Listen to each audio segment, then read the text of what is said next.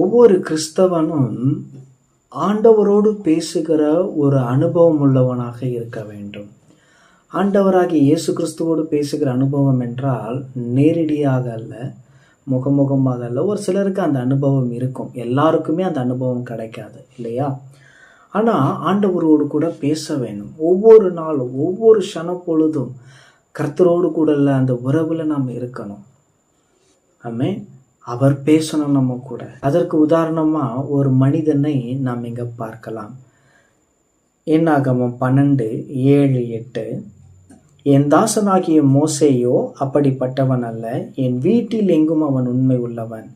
நான் அவனுடன் மறைப்பொருளாக அல்ல, முகமுகமாகவும் பிரதிச்சயமாகவும் பேசுகிறேன். அவன் கர்த்தரின் சாயலை காழ்கிறான். இப்படி இருக்க நீங்கள் என் தாசனாகிய மோசேக்கு விரோதமாய் பேச உங்களுக்கு பயம் இல்லாமற் போனது என்ன? மோசே கிட்ட அவர் எப்படி பேசுறாரு அப்படிங்கிற ஒரு ஸ்டேட்மெண்ட்டை அவரே கொடுக்குறாரு. தேவனே இங்க அந்த ஸ்டேட்மெண்ட்டை கொடுக்குறாரு. நான் மோசே கிட்ட நான் பேசுறேன் அப்படிங்கிறது. அதே போல நாம எப்படி இருக்கிறோம், நம்முடைய தனிப்பட்ட வாழ்க்கை எப்படி இருக்குது, ஆண்டவரோடு உள்ள அந்த உறவில் நாம் ஐக்கப்பட்டிருக்கிறோமா? அவர் இது போல நம்மை குறித்து நம்ம சாட்சி சொல்றாரா? கொஞ்சம் நம்மை நாமே சிந்தித்து பார்க்கணும். காலையில எழுங்க, ஜெபம் பண்ணுங்க, வேதத்தை வாசிங்க. எங்க போனாலும் சரி, இந்த வேதத்தை வாசிக்கிறதுக்கும் தியானிக்கிறதுக்கும் மட்டும் மறந்தே போயிடாதீங்க. ஏன்னா இதுதான் நமக்கு ஜீவன், இதுதான் நமக்கு வழி, இதுதான் நமக்கு சத்தியம்.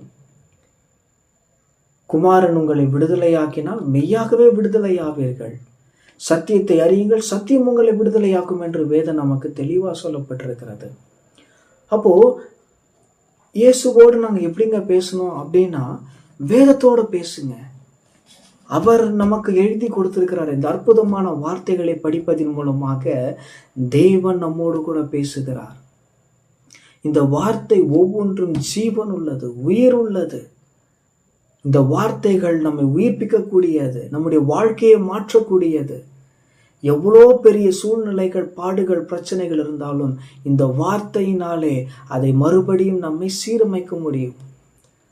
சீரழிந்து போன வாழ்க்கையா இருந்தாலும் சரி, இந்த வார்த்தையின் மூலம் நாம் மறுபடியும் எழுப்ப முடியும். ஆகவே இந்த வார்த்தைக்கு முக்கியத்துவம் கொடுங்க. இந்த வார்த்தையோடு கூட பேசுங்க. இந்த வார்த்தை உங்களுக்குள்ள கிரியை செய்யட்டும்.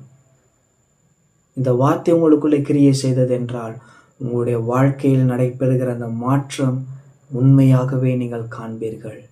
ஆமென்.